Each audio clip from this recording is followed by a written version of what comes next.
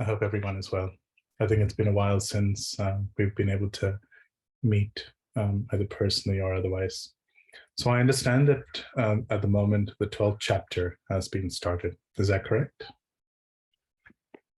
And an introduction to the 12th chapter has been given. So chapter 12 in the Bhagavad-gītā, as you probably already heard, is called Bhakti Yoga in Sanskrit, or devotional service. Now, it's not the case that, as has obviously been seen, that the 12th chapter is the place where devotional service is necessarily initiated or particularly spoken of, because we've seen the devotional service actually spans the entire Bhagavad-gītā, and particularly chapters 7 through 11 have repeatedly emphasized not only pure devotional service or the effects of pure devotional service, but the means by which pure devotional service can be attained. In fact, that's the central theme from chapters 7 through to 10. But chapter 12 is titled Bhakti Yoga. And the reason for this is really three things.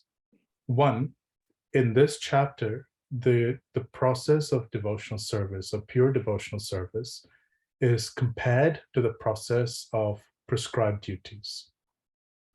I'll elaborate on this just a little bit more. In all of the Vedic scriptures, there are only two processes for elevation. One is the process of following our bodily prescribed duties according to our nature, and that process is described in the first 6 chapters. When one begins to perform one's dharma, defined as one's bodily activities, for the purpose of enjoyment, one will progress, but never leave this world. So that's dharma for arthā and kama.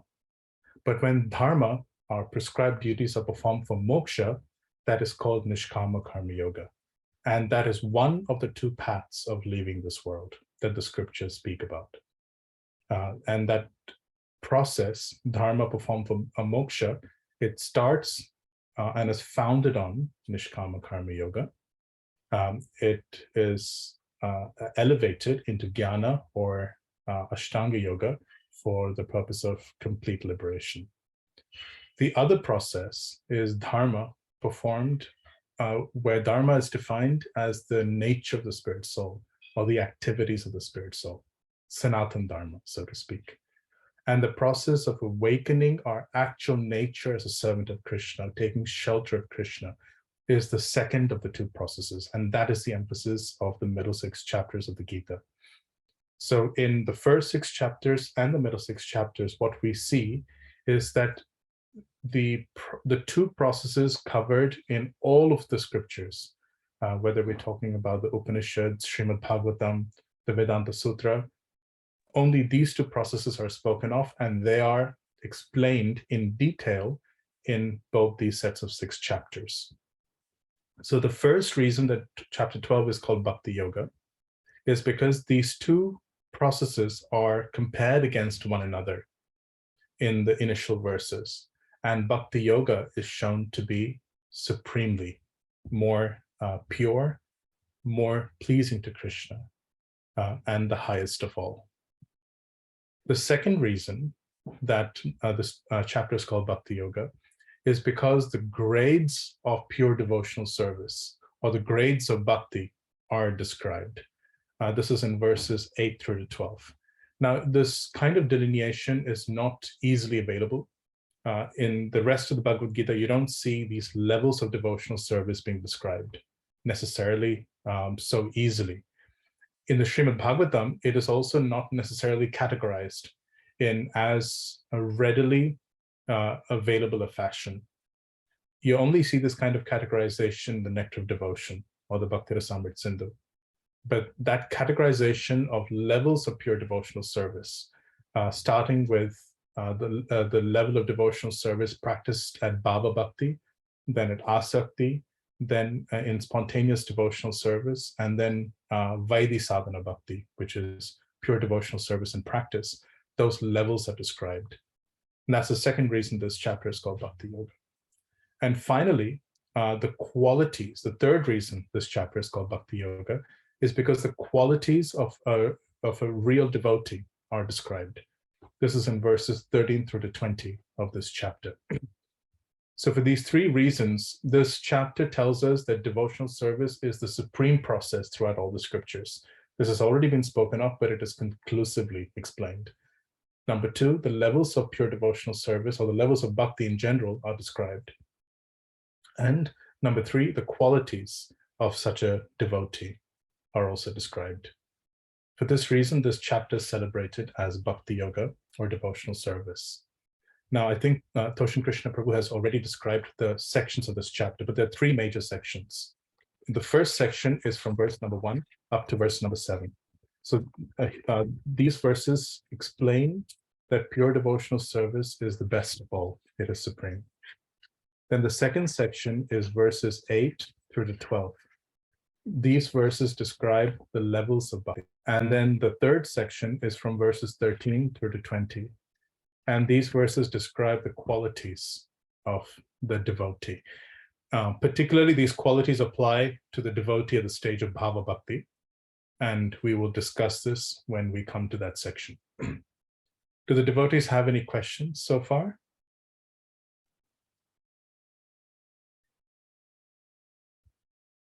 No, Prabhuji, no questions. Yeah. Okay. So this chapter is actually one of the two chapters is actually very short. When I was very young, in some of the yoga camps, chapter 12 is particularly recited. One, because it's very short; it's easy to get children to memorize it. But also, it's actually very important. You see, many spiritual traditions, they actually really love this chapter. I don't understand why they don't conclude pure devotional service as supreme based on this chapter, but they really love reciting it.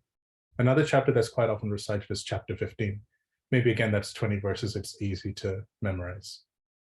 But let's go through these verses one by one, and we will go through one section and we will stop for questions. If you have any questions on the way, please interrupt me. Okay. Verse number 1. Arjuna hovacha evam satata yukta ye bhaktastvam paryupasate ye chapyaksharam avyaktam tesham ke yoga vittamaha. Someone like to read the translation?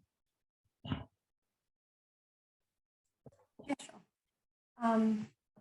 Arjuna inquired, which are considered to be more perfect, those who are always properly engaged in their devotional service, or those who worship the impersonal Brahman, the unmanifested? So the words appear to be quite, in some sense, cryptic. So Arjuna is really comparing two things. He has just been taught that pure devotional service is the best of all. In fact, verses 44 and 45 of the 11th chapter are considered to be the essence of the Bhagavad-gītā. Has anyone heard this before, that 44, 45 is supposed to be the essence of the Bhagavad-gītā in the 11th chapter? Prabhupada actually writes this himself in the purport. So if you look at the purport to 55, so Prabhupada says, anyone who wants to approach the supreme of all personalities of Godhead on the Krishna Loka planet in the spiritual sky and be intimately connected with the supreme personality Krishna must take this formula as stated by the Supreme himself. Therefore, this verse is considered to be the essence of the Bhagavad-gītā. So text number 55, in some sense, it is a repetition of verses described in chapter 10 and chapter 9, but it is actually considered to be the essence. There's a very special reason for this. Previous chapters have described pure devotional service, but Krishna has just revealed that his two-handed form as Shyam Sundar Krishna, or Krishna as present before Arjuna, is the supreme form, the form that attracts the greatest intimacy in worship. And he has just stated that this form can only be attained by pure devotional service directed towards him. So when Krishna is giving this instruction to Arjuna in 54-55, he is saying, Arjuna, please come and worship me in this two-handed form. Have a relationship with me, because we can exchange the most intimacy in this way. And you can do this by following this instruction. So even if it feels like a repetition, it is an emphasis on pure devotional service directed to Krishna's two-handed form. And that's the greatest secret in all of the scriptures. So Arjuna has already been given this emphasis on what is the most important thing. But Arjuna in chapter 12, because he knows that there are many people who will ask questions. They will ask questions about, we're following our duties, and Krishna has already spoken of this process in the first 6 chapters. I understand that this process in the middle 6 chapters of pure bhakti is wonderful, but what if we want to follow the path of prescribed duties? The path of prescribed duties is focused on understanding who I am, understanding that I'm not of this world, and freeing myself of those conditionings that make me identify myself with this world. What if I want to follow that process? And Arjuna wants to establish very clearly that devotional service is supreme. So the first 2 lines of text number 1, they describe the pure devotee. Evam satata yuktaye. Satata yukta means one who is constantly engaged. Their service is not broken in between for other practices. It means that their faith is constant and continuous. It's not like, for example, oh, my father has passed away, so now I need to do certain rituals in order to make sure that he's okay. That's not what is indicated. Satata yukta means in different conditions, their mind, their faith, their attraction is always towards the principles of pure bhakti. If, for example, the devotee is feeling distress, either from work or outside circumstances, it's not that they pick up Netflix. Their inclination is to pick up their beads, to go and associate with Vaishnavas, go and immerse themselves in kirtan, do deity worship, make garlands for the deities. This is their inclination. Now, they may be distracted, but this is what they know they should do. Evam satata yuktaye. Bhaktas tvam paryupasate. So upasate means that they are worshippers of the Lord. Paryupasate means they properly worship the Lord. It means they worship the Lord with a desire to attain him. It is not like, for example, imagine your work. When you're going to work, the reason you are there, the reason you're doing what you're doing is because you get something out of it, either money-wise or career-wise, or you have another motivation. But paryupasate means your heart is there. You are in it for the relationship with Krishna. Evam satata yuktaye bhaktas tvam paryupasate. And these people are called bhakta. It is not that others who are practicing the path of prescribed duties are not devotees. It is just that their emphasis on bhakti, it is smaller than their desire for freedom of this world. And so therefore they are called karmis or yogis or jnanis, because that's principally what they are.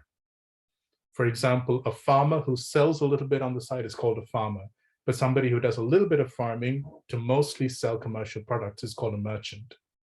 So yogis and jnanis, even though they worship the Lord, they're called yogis and jnanis because their emphasis on bhakti is much less than their emphasis on jnana and yoga.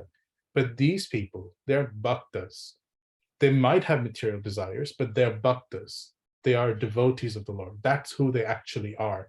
That's how they think. That's what they actually want. So those first 2 lines describe the devotee, and Arjuna is asking, this devotee, compared to the other category of person, ye chapi aksharam avyaktam. So those who are following the path of prescribed duties, their sense of identity is, I am not matter. And their entire focus is to remove all kinds of material identification from their mind. So therefore, they're not as much focused on the personal form of Krishna. They are focused on just freeing themselves from matter, seeing everything as being without distinction. For example, the moment I start to think, this is lasagna and I love lasagna, or this is bread, I don't like bread. The moment you start thinking in terms of distinction, they think you're thinking in terms of, I like this, I don't like this.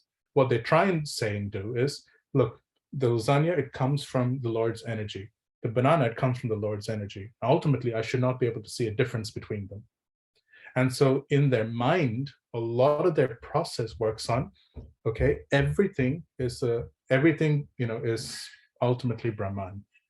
Everything is just spiritual energy at its core. And they don't consciously think this is Krishna's property, it should be used to serve Krishna. That's the Vaishnava mentality. They want to think everything is spiritual energy at its core. And when they understand everything is spiritual energy, they remove this concept of distinction between objects in their mind, between forms, different names. They think that this is all superficial and external. So therefore, the term uses aksharam avyaktam. Their ultimate attraction is towards the Brahman energy of the Lord. Because the Brahman energy is described as the form of the Lord without qualities or without variety, without his potencies being specifically manifest. And because their entire vision is focused on removing individuality, they want to transit from material distinction to no distinction. They don't move from material distinction to spiritual variety. That's the Vaishnava's transition. But for these people, they move from material distinction, thinking that this is Maya, to there's no distinction. And therefore, they're naturally attracted to the impersonal form of the Lord. So therefore, Arjuna categorizes them as those who worship the aksharam avyaktam, which is the Brahman form of the Lord. Aksharam means that which cannot be described or cannot be explained. Avyaktam, so here Prabhupada translates it as beyond the senses. It cannot be necessarily understood, captured, or described by the senses. Avyaktam means it's not manifest. It's imperceptible, very subtle. So those who worship this form of the Lord without distinction to themselves, for themselves to remove any distinction, material distinction from this world. And so Arjuna's question is this: Tesham ke, of these two kinds of people, the devotee who does not stop worshiping you, who worships you for a relationship, contrasted against those who worship you to remove any material distinction. Those who worship you, your personal form, for the purpose of merging their existence into Brahman and ending material variety. Who of the two? Yoga vittamaha. Vittamaha means who is the most accomplished, who is the most perfect in yoga. Who is the superior yogi? That is Arjuna's question. So Srila Prabhupada in his purport writes, Krishna has now explained about the personal, the impersonal, and the universal, and has described all kinds of devotees and yogis. Generally, the transcendentalists can be divided into two classes. One is the impersonalist, the other is the personalist. The personalist devotee engages himself with all energy in the service of the Supreme Lord. The impersonalist also engages himself not directly in the service of Krishna, but in the meditation on the impersonal Brahman, the unmanifested. We find in this chapter that of the different processes of realization of the absolute truth, Bhakti Yoga, devotional service, is the highest. If one at all desires to have the association of the Supreme Personality of Godhead, then he must take to devotional service. Okay, text number 2. Shri Bhagavan Ovacha Maya Veshya Mano Yemam Nitya Yukta Upasate Shraddhaya Parayo Petas Te Me Yukta Tama Mataha. Someone like to read the translation? The Supreme Personality of God had said, those who fix their minds on my personal form and are always engaged in worshipping me with great and transcendental faith are considered by me to be most perfect. Thank you, Prabhu. The most important phrase in this verse is Shraddhaya Paraya. What does the term Paraya mean? What does the term Shraddha mean first? Faith. Faith, Prabhu. Faith. And Paraya? Transcendental. Yes, transcendental.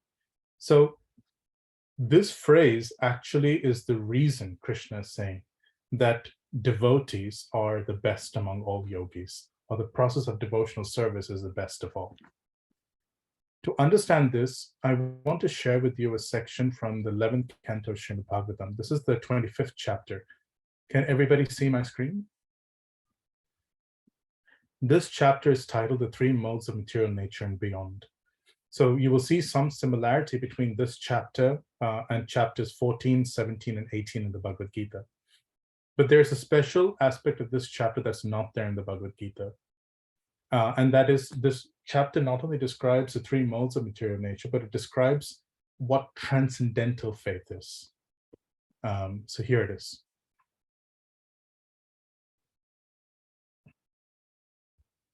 Starting from verse 23. Work performed as an offering to me without consideration of the fruit is considered to be the mode of goodness.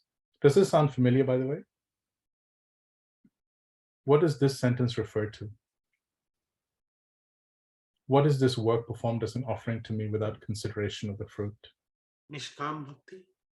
Yeah, I mean, the term seems to be like almost, like a long Sanskrit word or like a cliche which is repeated in Bhakti-śāstrī. But all it means is, kama means desire, nishkama means without desire.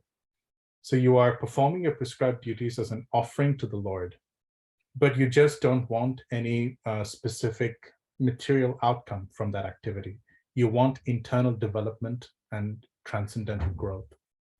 So Nishkama Karma Yoga is considered to be in the mode of goodness, that kind of activity. Work performed with a desire to enjoy the results is in the mode of passion. What does that remind you of?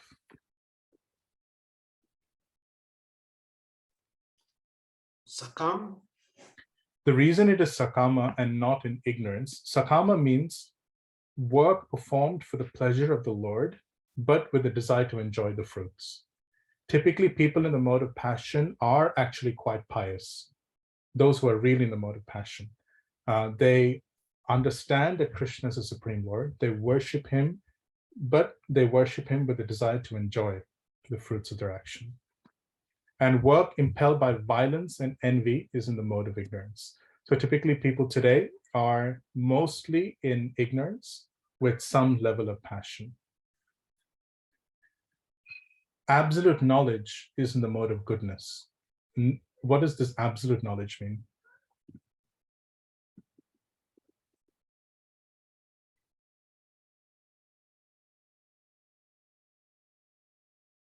Absolute knowledge here means understanding that everything is ultimately Brahman. If the person understands, I see the spirit soul. I see, for example, people from different countries or different cultures, but I see them all as spirit souls, as ultimately one with Brahman. Or I see this tree, this house, and it's got bricks and mortar, but underlying it is ultimately the Brahman spiritual energy. This ability to see everything as being founded on Brahman energy or the Brahman form of the Lord is what is called absolute knowledge. It is ability to see without getting lost in I like this, I don't like this, I want this, I don't want this. It is the ability to see without desire or lamentation. Does this sound too theoretical, by the way? Hands up if you find this like concept theoretical. No, Prabhuji, it's good. Okay, so thank you for saying that, Vishaka. Anybody else find it theoretical?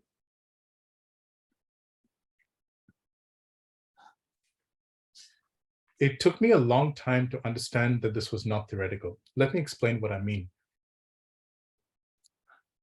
For me, my favorite food is lasagna. So I can't see lasagna without feeling, I want to eat it. Something I absolutely don't like is brinjal. The reason is my mother once made the whole brinjal when I was a kid. It looked and tasted like slugs. And now I can't go to brinjal without a very strong negative reaction. I have to literally suppress that reaction and eat brinjal. Sorry, not brinjal. What do you call it? Lady's finger, sorry. Lady's finger is generally very slimy in nature, and I can't eat it without having to suppress a lot of negative emotion. You can go through life and you'll find that there are some things that you have a strong or a weak positive emotion to, and there are other things to which you have a strong or a weak negative reaction to. And there'll be some things where you feel no emotion at all. How many here have been surfing? Now, when you look at a surfboard, do you feel like attraction or repulsion? For me, I feel nothing. I don't know what it is. I've never tried it before. I've never had any negative experiences towards surfing. Neither have I had any positive impressions. I've never surfed as a kid. So for me, it doesn't mean anything. The state liberation is characterized by this feeling of neutrality towards each and every single object in this world, each and every single person. And it is because all one's negative and positive impressions that one has accumulated for lifetimes has been wiped away. The subtle body, which is a repository of all of these positive and negative impressions, has been destroyed. So therefore, you're able to see everything, but you're able to perceive that object for what it really is. That whether it's fruit, whether it's something like a slug, whether it's a very handsome or beautiful looking person, or somebody who's deformed or riddled with disease, you're able to see beyond just the niceness or the disgusting nature of that presentation. And you're able to perceive that everyone is really a spirit soul. And this is just a transformation of matter. You don't have that positive and negative reaction towards anything. And because you're able to see everything equally, you are able to see that everything actually is founded on the Supreme Lord. This is called absolute knowledge. If you, just for reference, if you want to go to Bhagavad-gītā chapter 6,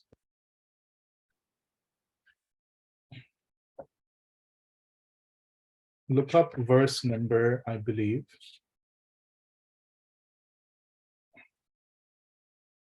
7.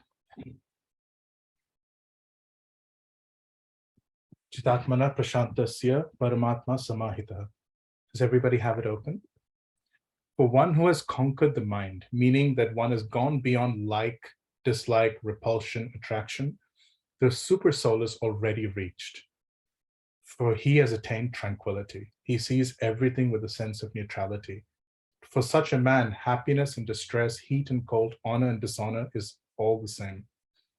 The next verse says, a person is said to be established in self-realization and is called a yogi when he is fully satisfied by the virtue of acquired knowledge and realization. Such a person is situated in transcendence and is self-controlled. He sees everything, whether it be pebbles, stones, or gold, as being the same. Text number 9. A person is considered still further advanced. So this is how advanced a yogi can be in seeing neutrality. When he regards honest well-wishers, affectionate benefactors, the neutral mediators, the envious, friends and enemies, the pious and sinners, all with an equal mind. So these 3 verses describe the state of mind where one has absolute knowledge. There is no like or dislike. One is able to see things for what they are. And they're able to see that everything is founded or resting on the spiritual energy of the Lord. Is that less theoretical now? This knowledge is in the mode of goodness. It is a natural product of a lifestyle of pure goodness.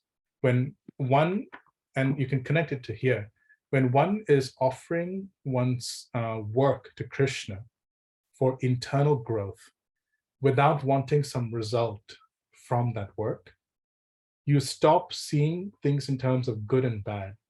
Good and bad only depends on how much one is able to uncover one's actual nature, develop qualities such as humility, tolerance, sweet speech, and the ability to see Krishna as Brahman everywhere.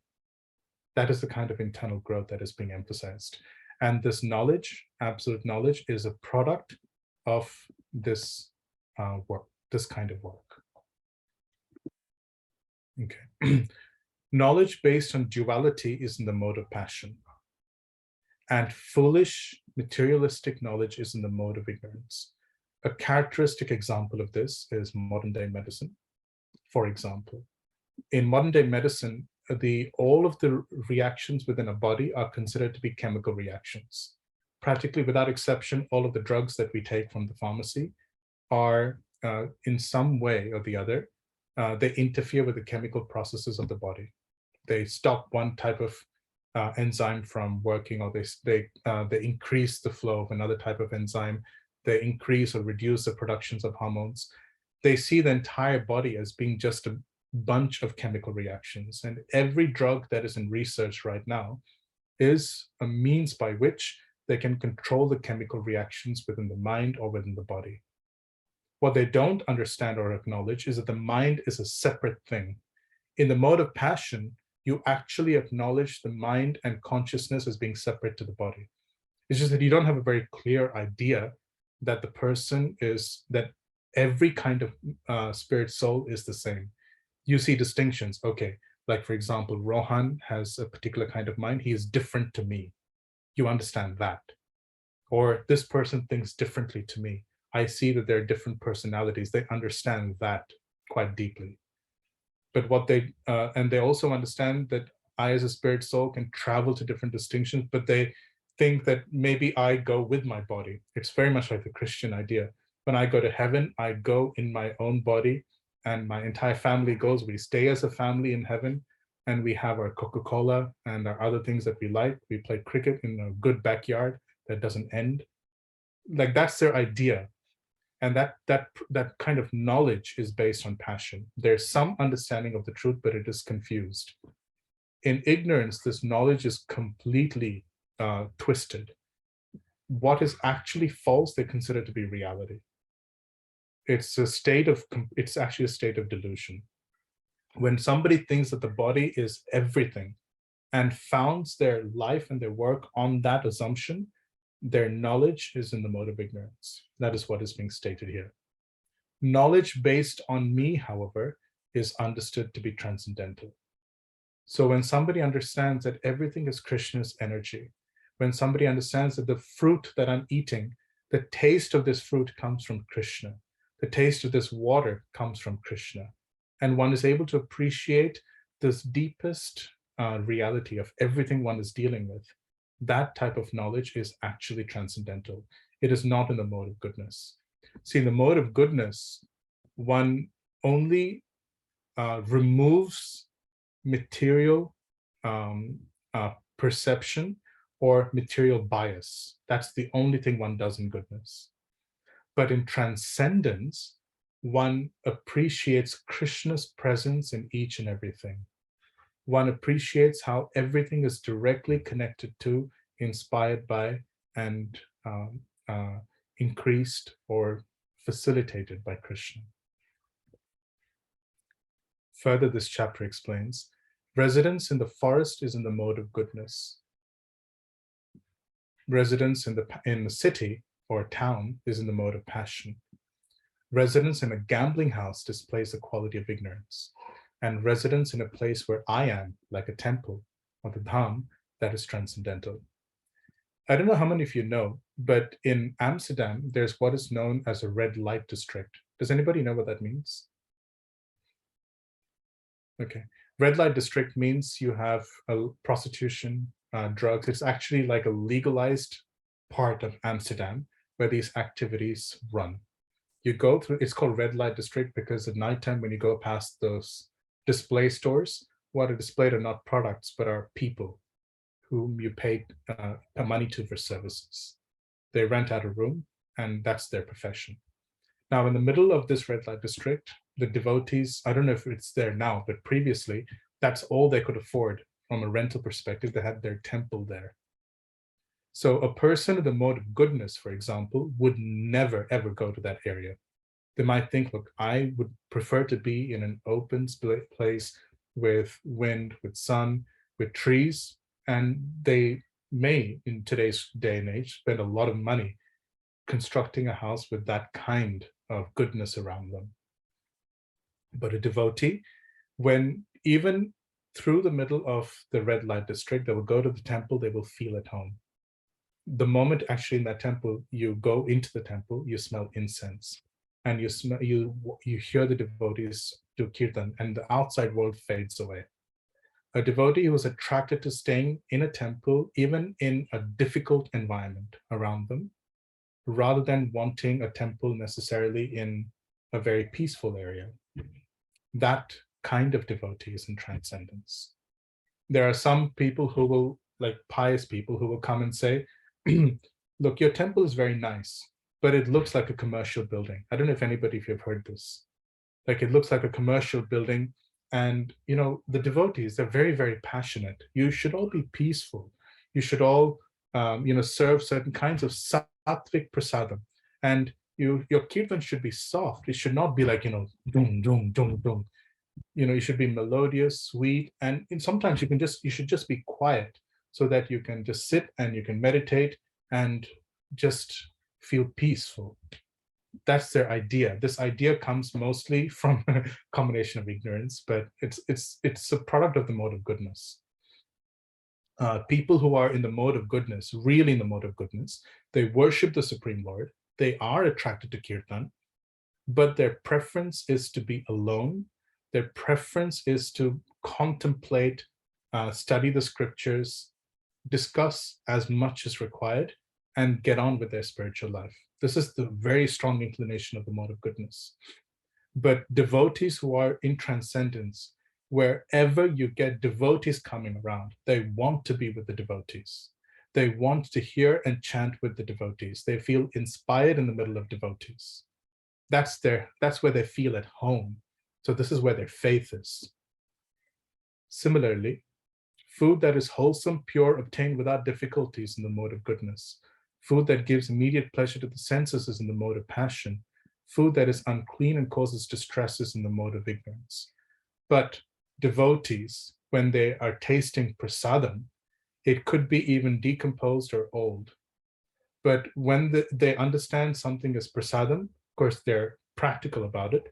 Like Raghunath Das Goswami, he would take that rice and he would wash it and he would eat it. But they would take prasadam over food which is just in goodness. There are some people who come to the temple, they say, look, we will only take fruits, or we will, this pakora, this deep fried pakora, this tendency to put paneer in every sabji, or this heavy ghee or oil-filled prasadam is something I cannot take. Not just from a health point of view, but they actually feel repulsed by it. But the idea is that a devotee is attracted to prasadam, not just food that is in the mode of goodness. It is another thing that we should offer food that is in the mode of goodness. That's a separate point. But here we're talking about the inclinations of somebody who's in the mode of goodness versus the inclination of someone who's actually transcendental. Now, happiness derived from the self is in the mode of goodness. Happiness derived on the senses in kind of getting what they want, that is in the mode of passion.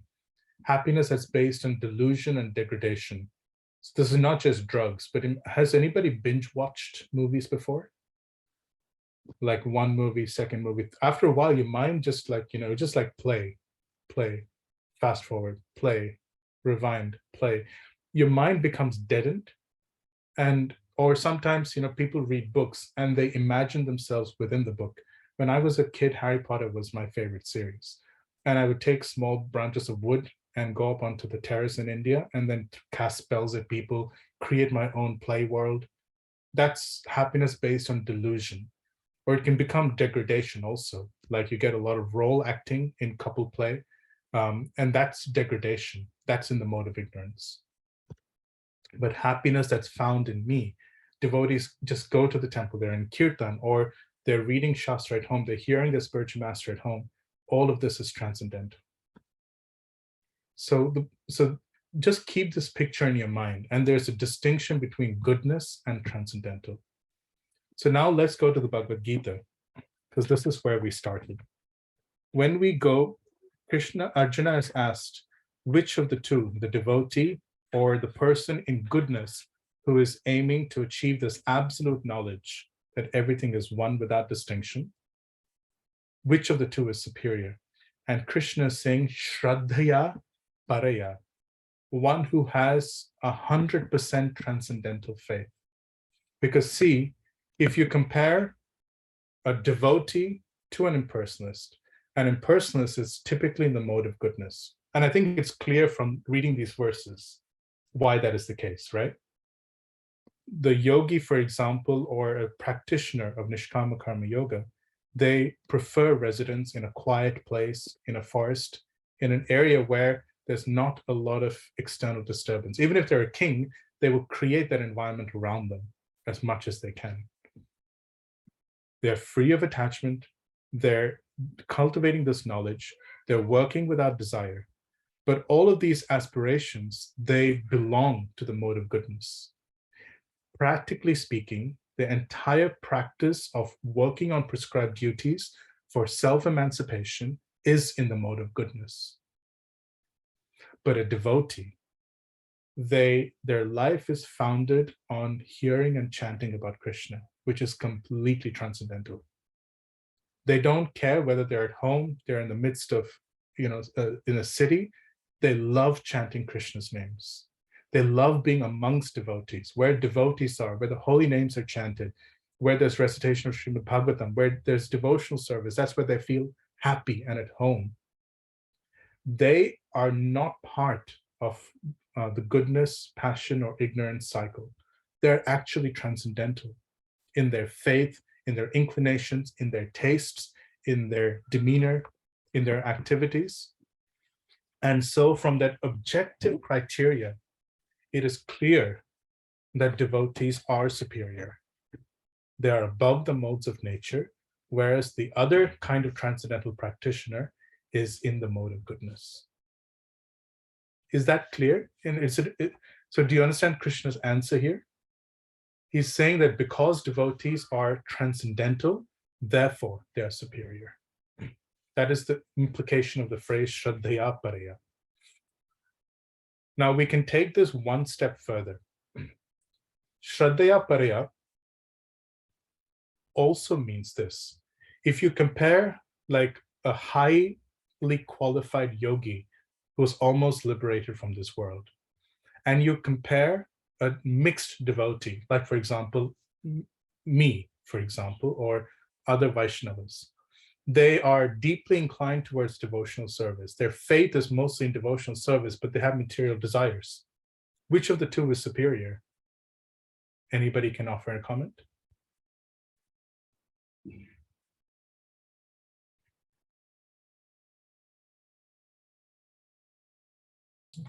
Doesn't matter, right answer, wrong answer, say something. Or I can start picking people. Can you please explain the sort of question again? Sure. So you have, for example, a devotee who is mostly like they have deep inclinations for bhakti, but they have material desires, and that's most of us, right? We have desires and aspirations in this world. You compare a devotee like that to a high-class yogi who appears to be without any material desire. Which of the two is superior, and why?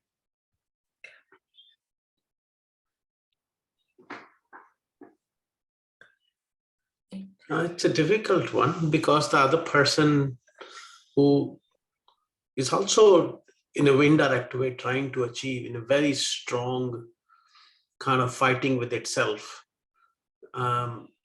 trying to realize. And here we have devotee who actually transcends the modes, not totally, but still he's trying to. Prabhu, don't know. You will have to answer. I think it's the mixed one. It's a hard one. I think what? Sorry, who's? I think Prabhuji, it's the mixed, the devotee who wants to actually serve the Lord, but has some desires as well. I think it's him because the motivation inside him has the desire that yes, he wants to do something for the Lord. Both actually want to do something for the Lord. I mean, it's not, don't misunderstand the impersonalist. The real impersonalist is the one who serves the Lord.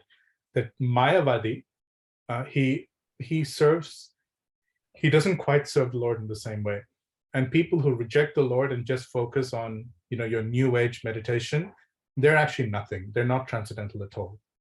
A real impersonalist, as explained or defined in the Bhagavad-gītā, is one who worships, who recognizes that Krishna has a personal form. They worship the personal form of the Lord. but they just are attracted to the form of the Lord without qualities. That's all.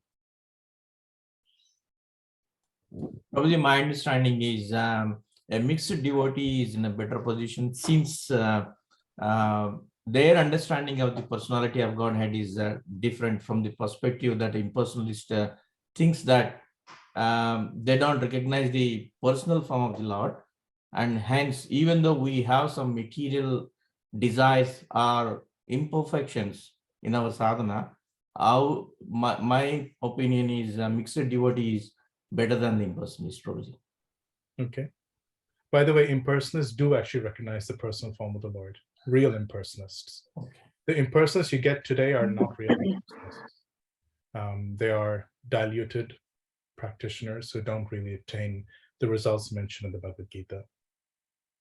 Prabhu, I have a slightly different opinion here. Okay. By saying that one is superior to the other, aren't we defying the whole idea that a devotee sees, I mean, at that level, when you reach a very high level, you see everybody as equal.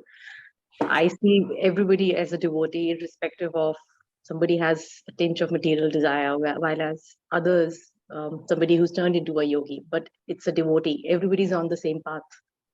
But you see that in results, Krishna interacts more intimately with some than others. For example, Krishna, the residents of Vrindavan have a deeply intimate relationship with Krishna. Whereas in Vaikuntha, for example, and not just Vaikuntha, even if you look at Ayodhya, there are some who they cannot start their day without taking darshan of Sri Ramachandra. They're not constantly interacting with him in the same intimate way that, for example, you would get Mother Sita or Hanuman, or you would get certain all of the residents of Vrindavan. See, the thing is that by the result, you understand that there's a difference in their consciousness and practice. Otherwise, why would Krishna give more intimacy to some and not to others? So you understand that, you understand the problem with your answer? Yeah, Prabhu, I did. Yeah. So it's the outcome basically which determines. Well, Krishna is pleased more by one than the other. Also, yoga means one who's more intimately connected to Krishna, right? That's really what it means. And it's clear that some are more intimately connected to Krishna in perfection, and that's because of a greater intimacy of connection and practice. Yeah. Right? Got it, Prabhu. Thank you. Could it also be because an imperfect devotee who still have the desires and all that, it is, I mean, first of all, I think at least I think on my own effort, I can't do it. Like, I don't think I can ever reach to, the ultimate point. I don't think it is possible. Not the way I'm going. It's said that if you take one step, then Krishna also takes steps towards you. Yeah. I think if we see from that point, then it is superior, because the other person is saying, I can do it by myself in a way. Yes. And here we are getting help from Krishna in the sense that our path is shortened because he's coming closer too. Yes, actually, that's a very good point. Krishna actually says that. In text 6 and 7, Krishna actually does say that. 5, 6, and 7. That's actually Krishna's argument also. Anybody else have an opinion? So I think the answer, I think from the discussion, many have already surmised that the mixed devotee is better than the liberated yogi. From the point of view of this verse, it's because the mixed devotee is mostly in transcendence. They might have some element of passion or ignorance or even goodness in their consciousness, but the yogi is mostly predominantly goodness. They've not really stepped up into transcendence fully. There has to be a little element of transcendence because they're offering their work, they're offering their thing to Krishna. So that offering part is transcendental, but the majority of what they're doing is in goodness. So from that point of view, the yogi is still operating within this world, but the devotee is out of this world for their practice, their faith. So the mixed devotee is actually superior, even by that objective criteria. Is that answer clear? By the same category, the yogi is superior to a person who wants something in this world, because someone who wants something of this world is in passion or ignorance. but the yogi is predominantly in goodness, and therefore they are superior to such So a I have a person. question. Yeah. The very, the notion that I like, if I calling myself better than, someone who is reached that state, or, that is, to me, sounds like Not like a devotee, not a it becomes devotional like, I quality. feel like I am lying to myself. I feel I'm like am I devotee? Like now here, maybe I don't understand the concept of devotee, like in the sense that who is devotee? The answer to your question is, it's this understanding is, the application of this understanding is not to suggest that I should think of myself as being better than others. That's not the idea. But the idea is to understand that devotional service is so powerful and so important. And it is so supremely, it is supreme over everything else. That person whose heart, by the mercy of the Vaishnavas, of Guru and Krishna, has been graced by bhakti, is placed on a superior position. That is the point being made here. It is not that it's like this. If a donkey is carrying Tulsi Maharani and somebody offers obeisances to Tulsi Maharani, and the donkey thinks that people are offering obeisances to me, that's the donkey being a donkey. You understand? It's the Tulsi Maharani that makes that procession important. So it's the bhakti that a devotee carries in their heart that makes them elevated. And if I think that people are offering obeisances to me, then I'm nothing but a donkey. But I have to understand that a devotee, even if they're a beginning practitioner, but they've really taken shelter of Guru, their association is 100 million times more valuable than even that of a liberated practitioner. Because one moment of association with that beginning devotee will give you faith in devotional service. Those devotees who just walked into ISKCON and heard from Prabhupada, just chant Hare Krishna and be happy. Prabhupada said that. Or he would say, you take drugs, you go high, you come back down. But you chant Hare Krishna, you stay high forever. These people, they actually had faith in Prabhupada's words. And they would go out onto the street with stickers, stay high forever, chant Hare Krishna and be happy. And they would distribute these stickers, ask for donations. Contact with them is more valuable than the best of yogis anywhere in the world. That is the point being made. Because contact with them would give you faith in pure devotional service, in the words of a pure devotee. Now, these devotees may not be able to give you prema bhakti immediately. You understand? But they will give you the faith in pure bhakti. So then you're ready to take your next step. And therefore their association is superior. They are actually superior. They're dearer to Krishna. Such devotees will be personally protected by Krishna, whereas yogis will not be. That is a distinction. Yogis receive some level of protection, but it's not what a pure devotee receives. So that is the point being made here. And pure devotional service is not attained by any mechanical process. There's only one way to attain pure bhakti or faith in pure bhakti, and that's association with a pure devotee. And that doesn't mean that one has to associate with someone of Srila Prabhupada's standard, or even of the spiritual masters in the movement. Anybody who has taken genuine shelter of Krishna consciousness, who has this understanding, among everything, devotional service is the best of the lot. Through their words, through even their actions. They may not speak very much, but you see in their life in small ways, they prioritize devotional service. They get up in the morning, they may have responsibilities, but they're thinking, I need to chant. Or wherever they go, they're not comfortable eating anything without it being offered to the Lord. One moment of association, or they go to the temple, they feel deeply attracted. Now, outside of they may seem just like normal people, like they have desires, they play with their children or their family, or they seem to want to establish a career in their life. But they come in touch with devotees performing kirtan, and their entire attitude changes. They feel like, I want to sit here, I don't want to leave. Everything I've been doing during the day has been just like a waste of time. How many here have felt this, by the way? Like you feel there's so many things in your mind. You just come and sit in a kirtan, you feel like, I feel like I wasted my time the past week. I need to do this more. You understand? Every one of us has felt this. And you come across a devotee with that inclination and you feel like, oh, wow, this is actually something special. And that inclination you come in touch with once, you are touched by pure bhakti. That is sufficient. Or somebody says, you know, I love Srila Prabhupada. He's so amazing. And they keep discussing Srila Prabhupada. They may not be practicing much themselves, but that love for Srila Prabhupada, the love for a pure devotee touches your heart. And that association is 100 times. Actually, you cannot actually quantify it. It's so many, many more times valuable. Therefore, the Shastras say, sadhu sangha, sarva shastrikaya, lava matra sadhu sange, sarva siddhihaya.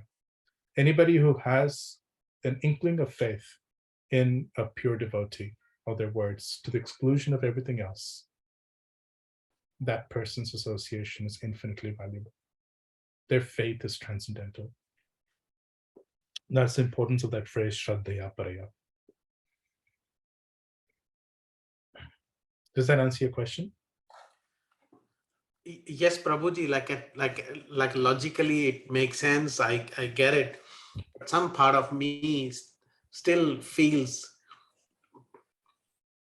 partially even guilty that I can like to consider someone who would have gone into so much hard work to get to that stage, you know, just to be equanimous, where you see everything same, that I am higher than him. I get what you're like saying from Krishna's perspective. You're not saying that you are higher.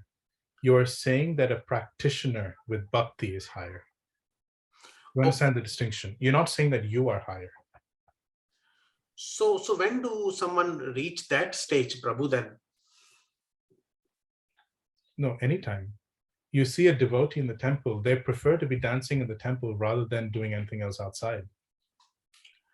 Okay, it is contextual. When they are in that sort of zone, then... No, that's not true. You have to see that this is actually answered by that verse, apichet suduracharo. You studied this in the 9th chapter, right? Can you open that verse? I think it's 9:31, is it?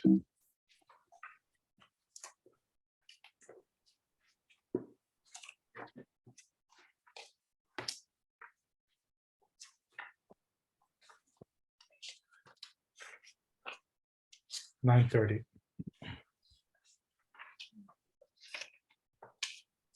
So this verse says, api chet sudurachara. So api means chet. Chet is like a conjecture. Even if. Sudurachara, even if he's engaged in very bad activities. Bhajate mam ananya bhak. In his heart of hearts, he is a devotee, and his real inclination is for bhakti. You understand? So it's not just that a person comes and dances in the temple and goes out and does whatever they like. There's a faith in their heart where they understand that actually devotional service is everything.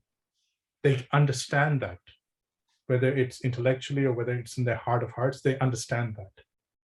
But their inclinations are so strong, or their willpower is so weak, that they're not necessarily always able to commit consistently to the practices of bhakti, or they're not able to stop committing certain like activities that we would consider morally wrong. So the question is, they are sadhu, but are they sadhu when they're doing the devotional activity and not otherwise? The word eva answers this. Sadhu eva. Eva means, Prabhupada translates it as certainly, but eva means only. They're sadhu eva. They're only a sadhu. They have a heart of gold. The example that I like to relate this to is, you know, when Krishna jumped off the Kadamba tree into the Yamuna, the Kadamba tree had a drop of nectar placed into it by Garuda. That's why it was still standing, whereas the other trees had dropped off because of Kaliya's poison. The devotee, his heart has been touched by the drop of nectar. and his heart is incapable of being touched by the poison of the outside world. You understand that distinction? A person who has this quality of faith in their heart, who has been once touched by pure devotional service, you might not see it very often because it's covered by so many other layers. But in the heart of hearts, this faith in pure bhakti is in their heart. They may have many material desires that they are unfortunately engaged in, but their heart is solid gold. And even if a person in whose heart there's a drop of this nectar is bitten by the snake of material desires, one Acharya explains, it's like being bitten by a snake of broken fangs, or the poison doesn't enter the heart. It is almost repulsed away. In fact, when they engage in material activities, this devotee begins to lament. I was just in kirtan and I had just chanted so wonderfully and ecstatically with the devotees. Why on earth am I standing here and doing this? Why on earth did I just spend my time doing this? There's a very deep feeling of lamentation and regret. That is the kind of person we're talking about. So therefore Krishna says, sadhur eva samantavya. Mantavya means this is my order. And Krishna says, one who does not think this is defying my order. That is the implication of the word mantavya. Such a person is only a devotee. But even a person who, for example, has partial faith in something else, so is not a pure devotee, but has most of their faith in Krishna, even such a person is superior to the yogi. An example is someone like Indra. And Indra, even though he's threatened by yogis because he thinks they're going to take his position, nonetheless, you don't see Krishna personally teach those yogis a lesson. Indra felt some pride. Krishna basically taught him he put him in his own position. What kind of mercy is that? Why does Indra get that mercy and not others? Indra gets that position of Indra because he is such a great devotee. He gets the position of controlling it because he's a mixed devotee. He has a little bit of Ishvara Bhava. He's not a pure devotee. But nonetheless, Krishna is so merciful towards him. Yogis never get that kind of treatment. So what we're describing here is the level of intimacy, the level of connection that a person has with Krishna. Now, if I feel that I am a devotee, so I'm more intimately connected to Krishna than so-and-so person, that's not very helpful for my own devotional service. So a devotee doesn't think that way. If somebody is actually speaking, if one is thinking like that, it means that one has committed offenses in one's chanting or one's devotional service. That's when you get this crookedness or of thought or this arrogance associated with one's bhakti or pride associated with one's bhakti. One who's genuinely attempting to chant Krishna's names offenselessly, they don't get these kind of thoughts. But the point being made here is the superiority of bhakti and how great it is that somebody who carries it within their heart is superior to the yogi. Does that answer your question? Yes, Prabhu. Now, this Shraddhaya Paraya, it is actually truly extraordinary. And I want to share, I know we've spoken about this a lot, but I think it's actually important. There are two examples I wanted to share of Shraddhaya Paraya. One is Srila Prabhupada himself. Srila Prabhupada was once in a Gaudiya Math, and the devotees, actually in Gaudiya Math at that time, Srila Bhaktisiddhanta had already left this world. And the devotees were really not sure of how to understand Lord Chaitanya's statement that one day in every town and village, my name will be sung. And there used to be this debate in Gaudiya Math. Some thought the whole world, Lord Chaitanya meant India, in which case the prediction was fulfilled, because throughout India, Srila Bhaktisiddhanta had established the Gaudiya Math. And then some also thought that Lord Chaitanya meant Bengal and Orissa, which meant that even Lord Chaitanya himself fulfilled his own prediction. or fulfilled it through Lord Nityananda, Rasikananda, Shamananda Pandit, like that, these Vaishnavas. And what it reflected was basically devotees trying to fit words of the Lord within their own consciousness. Their consciousness was so because of a lack of faith. But Srila Prabhupada heard this, and he heard one devotee speak like this. And he said, and this devotee was saying, how is it possible that devotional service can be spread all over the world? I don't think it's practical. And Srila Prabhupada actually told him that one day, one fool will spread devotional service all over the world. And you will not be that fool. And he walked away. You can understand Srila Prabhupada's faith. The odds of somebody doing that are practically very small. But even then, he had this understanding.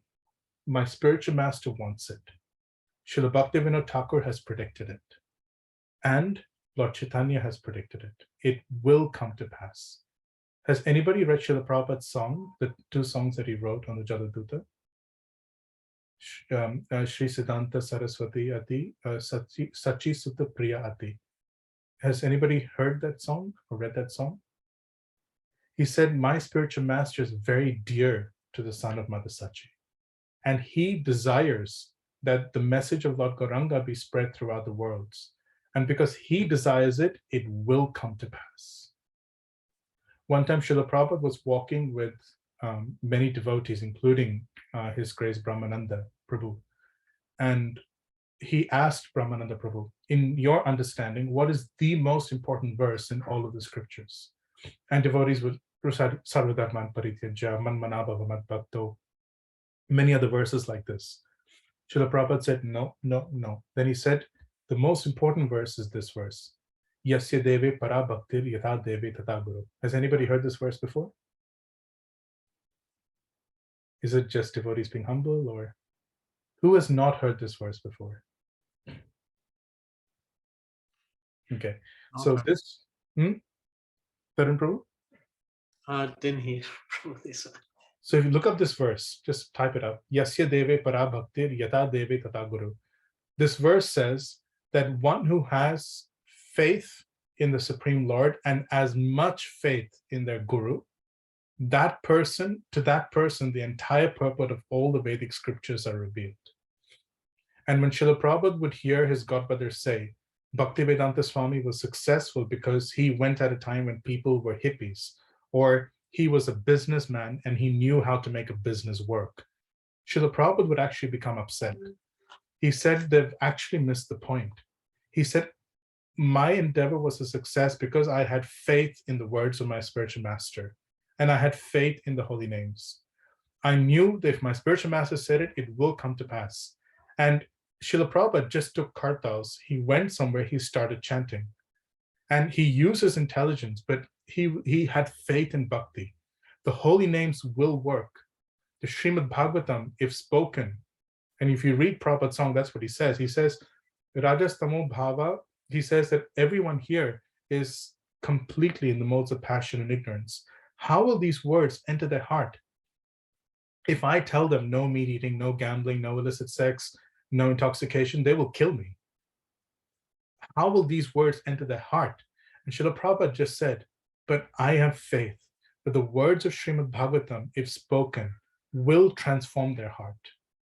The holy name, if chanted, will purify them, will give them attraction for Krishna, and everything can change. We hear this so much that it becomes like a cliche, but you have to understand that for a 70-year-old man, this, against all odds, basically alone, dealing with a whole group of people who have never heard about Krishna before, to have this kind of faith is truly special. This is transcendental faith. And this is what it means to say Shraddhaya Paraya. There's a second example that I wanted to share. In Ramanuja's pastimes, there was a disciple of Ramanuja, very, very poor, but very beautiful lady. She was married, of course, and she was faithful to her husband.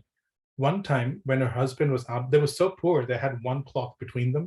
So at nighttime, the lady would wear the cloth. During the day, if the man had to go and beg for alms, he would take the cloth, wear it, and go begging alms. So one time Ramanuja, with his course of disciples, he came there. And this lady, of course, didn't even have a cloth. The door was open, and Ramanuja understood that there's a problem. So he took off his upper cloth, you know, the sannyasi cloth. He took off his sannyasi cloth and threw it inside. The lady wore this cloth and came out and offered obeisances to her guru. And she understood that they all needed to be fed. So she requested them, please take your bath and come. I will have food ready. I'll have prasadam ready. Are you joking? They don't have anything in their home to eat themselves. They go hungry many days in a week or a month. And how are you going to prepare a feast for 12,000 disciples? She thought, I have to serve my guru. And she is an incredibly chaste devotee. She ran to the one man who had propositioned her for an affair. She told him, I will satisfy your desires. I want every single ingredient that you have, and I wanted to serve my spiritual master to his satisfaction. She cooked a huge feast. She served them all. When her husband came, he knew better than anybody how poor they were. He was surprised to see this feast, and he asked his wife, "How did this happen?" She told him the deal that she had made, and he was ecstatic. He said, "You have understood the real meaning of chastity. Ultimately, all of our services are meant for the pleasure of Guru and Krishna. And if in a particular situation we hold our rules of cleanliness or morality above the pleasure of Guru and Krishna, that means we are unchaste. But if we understand that every other rule and regulation, including chastity, is subordinate and a servant to the desire to please Guru and Krishna, as you have understood, then you can be called a chaste devotee." So this is actually a very striking example. I remember when I was serving my spiritual master in Vrindavan, monkeys are there and they poo everywhere. I would wear a gamcha in the morning and I would clean it out. But if they pooed in the afternoon, I would feel very reluctant to go and pick it up. I would be like, this is muchi and I have to take a bath again. I can't do it. I wanted to do it, but I couldn't bring myself to do it. This is not transcendental faith. My spiritual master would go up and down those stairs and he would be inconvenienced by that poo. Someone, maybe he himself, took a bucket of water and just flushed it out. But this reluctance, having a principle like cleanliness, standing in your way of pleasing Guru and Krishna, is an obstacle, and it is contrary to Shraddhaya Parā. I hope this clarifies what Shraddhaya Parā means. But the transcendental nature of a devotee's faith and activities is entirely reposed in Guru and Krishna. And aside from their pleasure, nothing else matters. Not rules of cleanliness, not rules of chastity, not other rules or principles of morality. Yudhishthira Maharaj, when he refused to lie, his chariot fell down 6 inches onto the battlefield. But a pure devotee, of course, he is a pure devotee, but as an example, Krishna says, I should say this, it is the truth. They will just say it. No hesitation, no doubt whatsoever. Do the Vaishnavas have any questions on that point of Shraddhaya Parā? Probably, can we have another example, like gopis are ready to serve Krishna when he had headache, and they are ready to give his dust off their feet. And then Narada Muni said that you will go into the heaven, and they said that, sorry, you go into the hell. And they said that we are happy to go into the hell if... See, that is a slightly different example, because that's a question of etiquette versus Krishna's pleasure. So the point being made there is that devotees in Vaikuntha who are pure devotees do not transgress etiquette. But the Vrajagopikas are even willing to transgress etiquette if it means pleasing Krishna. So their relationship is more intimate. That's more the point being made there.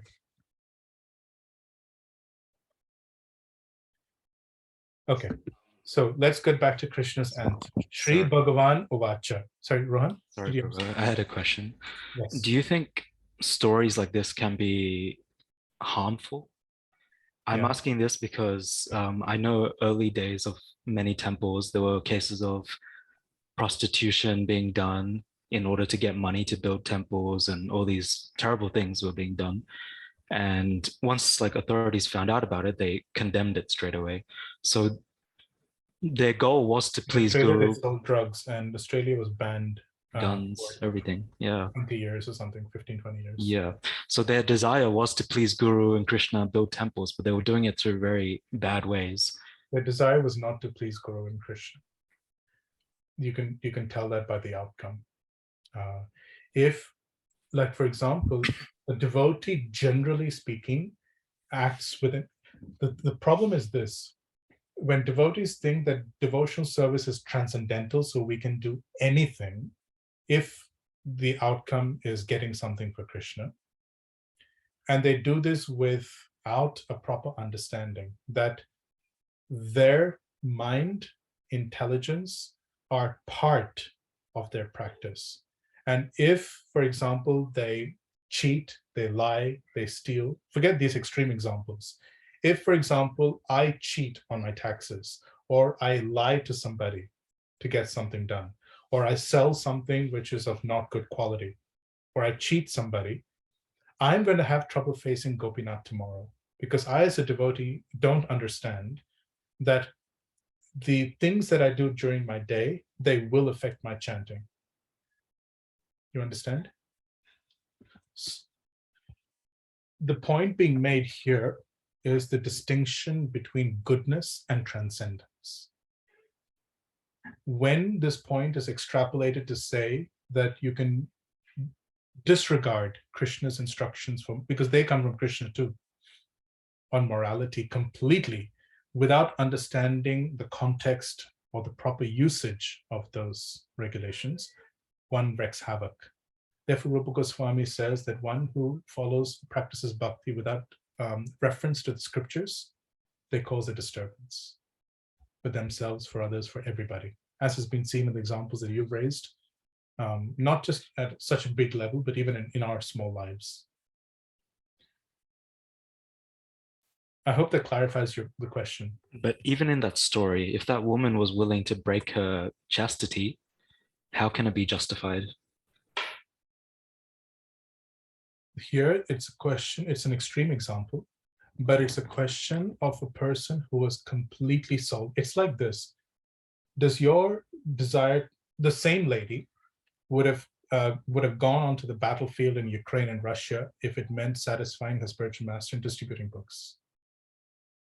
The same lady would have drunk poison if it meant pleasing Guru and Krishna. So people who break chastity for other reasons, they would not do these things. You understand? The point is not that she broke chastity. The point is that she would have been willing, nothing would have stood in her way with the desire to please Guru and Krishna. For herself, she was willing to starve.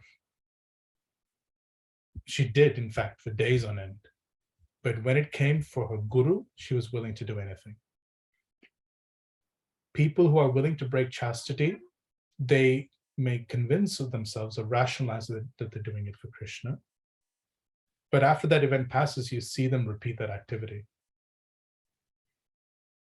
Or they've already been thinking about it and this just pushes them over the edge.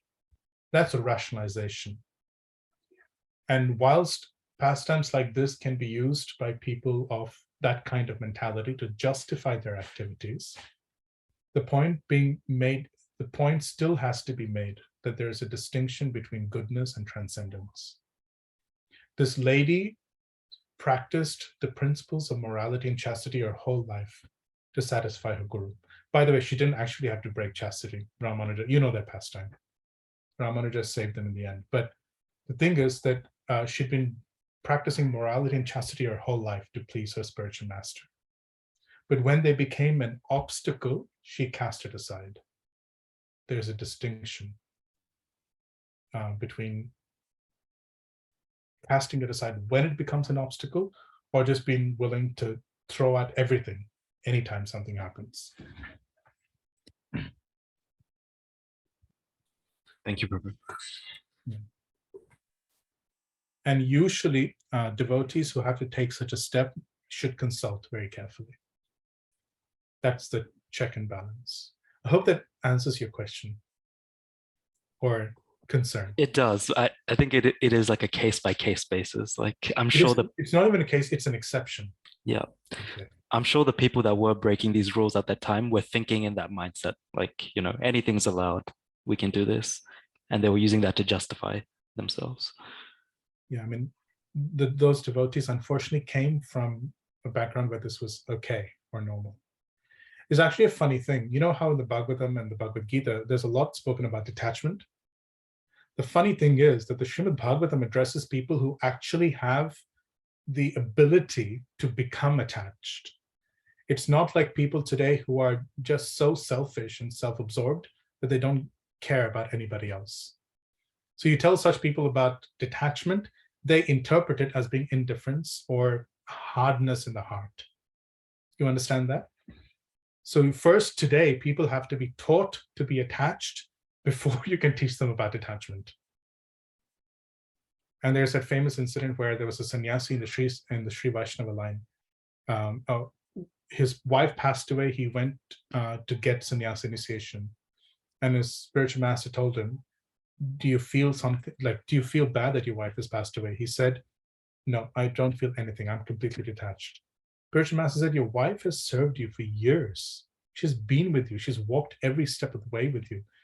You don't feel anything for her. You're not going to feel anything for Krishna. Go back. You need to actually learn some lessons in this world. Same thing today. People have to be taught morality before they're taught this. I mean, it is very, very common for devotees to even not know how to talk to other Vaishnavas, how to avoid cheating, how to avoid lying, how to avoid like side practices which are destructive to their own emotional, mental balance. And the funny thing is we don't understand that this actually impacts our devotional service. So first, devotees have to learn that before they learn what stepping off into transcendence actually means, because it can be misinterpreted. What's the difference between detachment and indifference?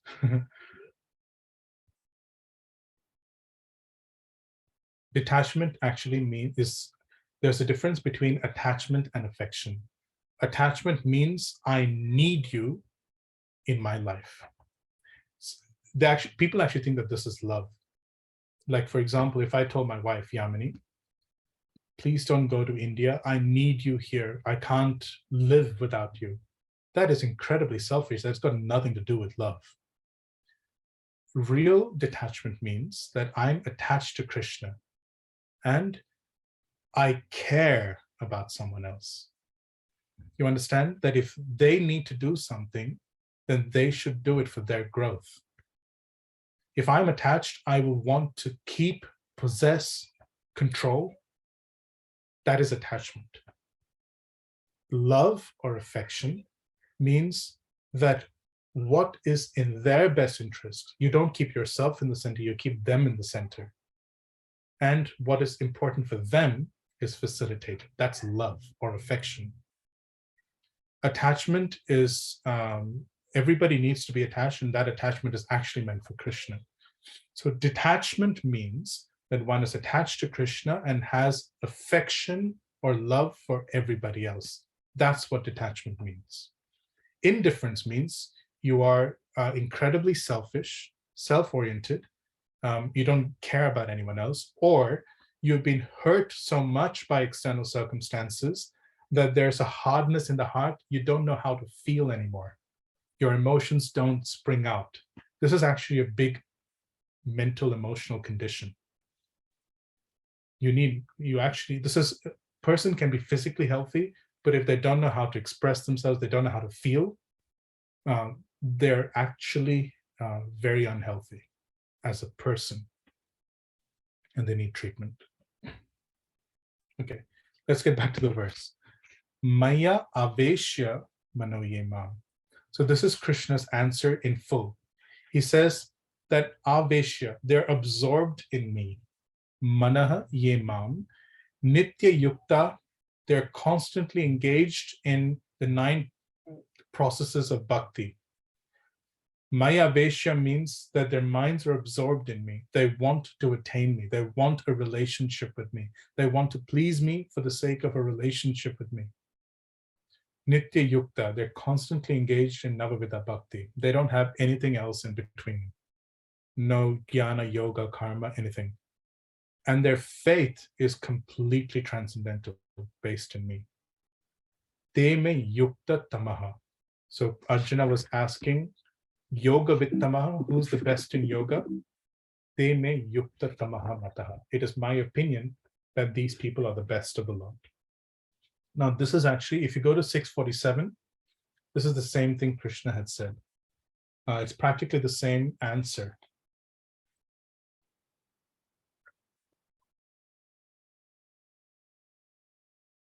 So in 647, Krishna had said, Yoginam api sarvesham, among all the yogis, madgate antarāḥmanaḥ. This is very similar to maya veshya mano yemam. Maya veshya manaha means their minds are absorbed in me. Madgate antarāḥmanaḥ, I am within the innermost core of their heart. That is the meaning of that phrase, meaning that I am the goal of their life. They have no other goal apart from me. I'm within their heart of hearts. Everything they do is directed towards me. Shraddhavan, this is the same thing as Shraddhaya parā. And bhajate yomam, that's the same thing as nitya yukta. They worship me, they engage in the 9 processes of bhakti to worship me. Same yukta tamo, that phrase is exactly the same. Here's yukta tamo, and in chapter 12, maya veshya mano yemam, nitya yukta upasate shraddhaya parayopedas teme yukta tamaha mataha.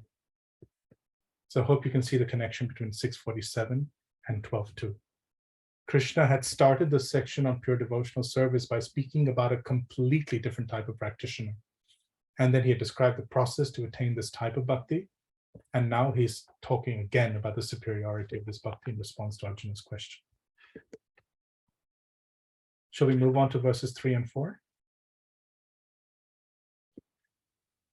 Yetvaksharam manirdeshyam avyaktam paryupasate sarvatra gamma chintyam cha kutastam machalam dhruvam sanniyam yendriya gramam sarvatra samabuddhaya te prapnuvanti mameva sarvabhuta hite rataha.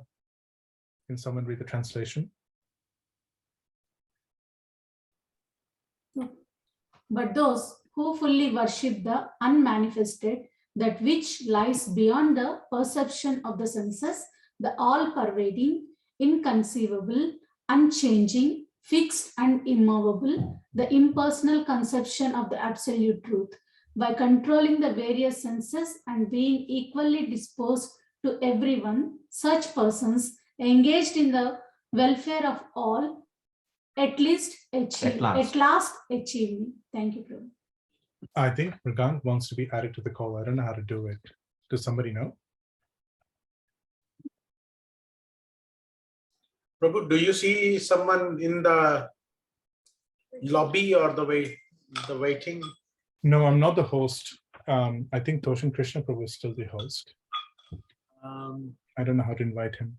But if somebody can send some, maybe if someone message Mrugank to just give Toshan Krishna a call and just request him to add Mrugank, because I don't think I can do this.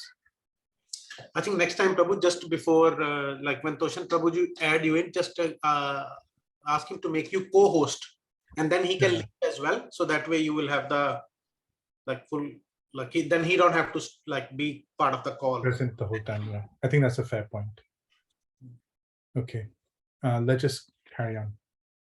So verses 3 and 4, it continues the contrast. So Krishna has said that the devotee is the best. Ye tu means but. Tu means but. So Krishna here is speaking of the other kind of practitioner. He said the pure devotee is the best, but, and now he's describing this devotee and their practice. Aksharam anirdeshyam avyaktam paryupasate. So they fully worship that which is indescribable, that which is beyond the senses, that which is not perceivable, sarvatragam, which is present everywhere, achintyam, which is inconceivable, kutastam, unchanging, achalam dhruvam. Achalam is immovable, dhruvam is fixed. Its nature never changes. So that's a description of the impersonal form of the Lord.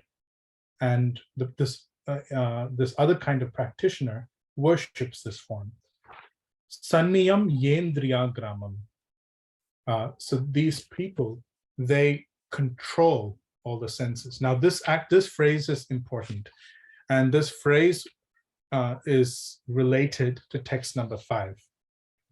Because what these practitioners do is this. It is very, very natural for the senses to go outside.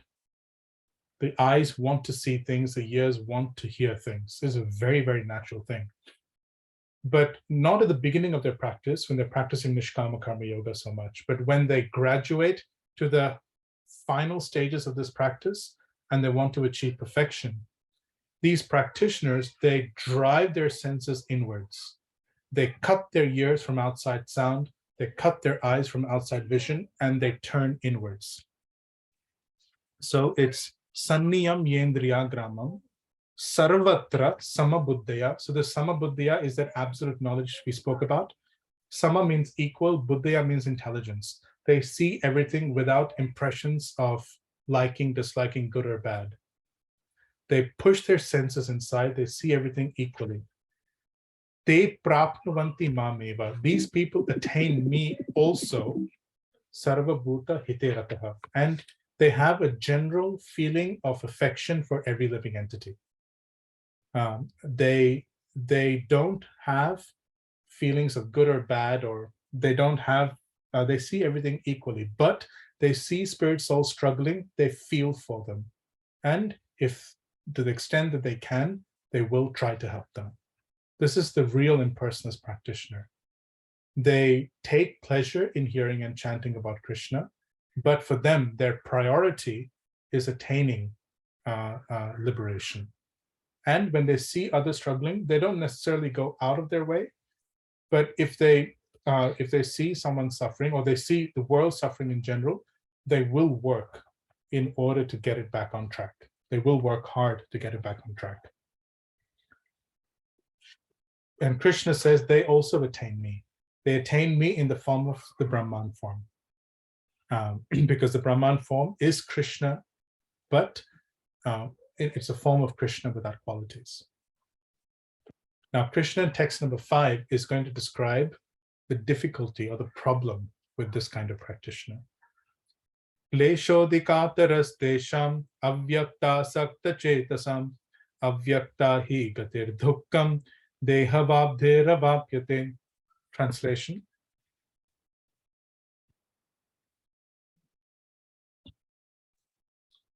For those whose minds are attached to the unmanifested, impersonal feature of the Supreme, advancement is very troublesome.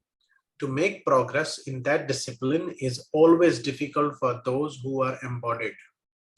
So remember where we talked about that phrase, Sanniyam Yendriya Gramam, in the previous verse, where this practitioner is trying to bring their senses inwards forcibly. This is the cause of their difficulty. They don't face difficulty because they're living in an isolated environment. They don't face difficulty because of the restrictions in their eating necessarily, or the simplicity of their lifestyle.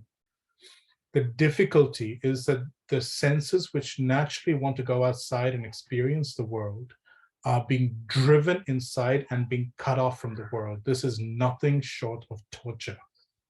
This is the worst way in which one can torture somebody. The phrase used in Srimad Bhagavatam, if you look up this verse, it's Shroto Ghanas Tamaranam Atam Aranam Bhajavasudevam. For them, the experience is like, imagine you are in a river with full tide. You're standing there trying to stop the current of the river with your 2 hands. It's literally that difficult. No matter how strong you are, imagine even if there's a force of water coming, or like a leaky tap, which is forcibly coming to you, you stand with something and you stand there trying to push it back in place. How long can you do this? The effort of doing this is so draining. It is so difficult. it is nothing short of torture. Interestingly, Baladev Vidyabhushan says that devotees actually have the same experience. And the way you can relate to this is, I don't know if any of you have had this experience, but when I was a brahmachari, you're naturally cut off from a lot of the rest of the world. And in that situation, you suddenly feel very restricted, very closed, and your taste for devotional service can sometimes, you feel like, I don't know if I have enough taste to sustain this kind of life or this renunciation. Many people at that time, what they do is they try and increase their renunciation. So you sometimes see brahmacharis, they sleep on hard floors, on stone slabs as pillows. They restrict their eating. And they try in that way, by becoming more serious in that way, they try and maintain their renunciation. I can tell you, not one brahmachari who's ever done this has ever survived. Or if they try this for some time, their heart becomes extremely hard. They become indifferent to the sufferings of others. Somebody comes to them with a problem like, Prabhuji, my leg has been amputated or something. Yeah, it's part of material life. They will quote things to you like, it's just, this material world has distress. You have birth, death, old age, and disease. Our life is temporary. Move on. People who are indifferent to another person's suffering, that is not a sign of spiritual health. That is a sign of a diseased state of mind. It is a sign of a hardness inside as a result of false renunciation. So people who try and attempt to renounce separate from the desire to increase their devotional service, separate from the desire to hear and chant about Krishna, just to maintain their renunciation, they suffer in this manner. And that's the point Krishna is making. These practitioners, they want liberation, and for that reason, they're willing to go through intense austerities. The more they struggle with their senses, the more they go through austerities. And the result is just torture. Klesho adhika. Adhika means it is like, I'm in front of deities here, so I can't use the words I want to use, but I really want to say something like, it is an exceptionally high level of torture. You can't imagine the struggle in their mind. Brahmacharis go through this. Those who have tried to restrict their senses will know what I'm talking about. But sometimes it can feel like, there's like, your mind it just feels like it's like a beast which is literally beating you and torturing you. Just drop this, just give it up, just go away, just allow yourself to experience this. That's the amount of torture they can experience. But Baladev Vidyabhushan says that it is natural for devotees, because we ourselves also cut off certain inputs to the senses. But he says, because devotees redirect their senses towards Krishna's form, Krishna's names, when they experience taste in dealing with Krishna directly, they do not experience torture at all. If one attempts to increase the depth of one's devotional service by renouncing or cutting off sensory inputs, devoid of the desire to advance in hearing and chanting about Krishna, one will also experience similar level of torture. But those who say, I want to chant, suppose you take a commitment, on Ekadasi, I want to chant 32 rounds. And that desire is so deep, you're tasting Krishna's names, and you feel like, okay, I'm going to reduce cooking today. Maybe I'll just drink some juices. Maybe I'll just eat something I can make very quickly. That renunciation is not at all torture. It's very, very pleasurable and satisfying. Or a devotee who's so absorbed in making decoration preparations for Janmashtami or Balram Purnima that they forget to eat, forget to drink water. That's a natural part of renunciation associated with the desire to serve Krishna. And that increases one's ecstasy. It increases the softness of one's heart. it increases the affection that one feels for others. There's no hardness there. So Krishna says that this is the problem that the other type of practitioner experiences. It is nothing short of torture. But what about the main kind of practitioner, the pure devotee? 6 and 7 continues. Ye tu sarvani karmani mai sanyasya matpara ananyenaiva yogena mam dhyayanta upasate teshamaham samudharta mrityu samsara sagarat bhavamina chirat parta maya veshita chetasam. Someone like to read the translation? But those who worship me, giving up all their activities unto me and being devoted to me without deviation, engaged in devotional service and always meditating upon me, having fixed their minds upon me, O son of Partha, for them I am the swift deliverer from the ocean of birth and death.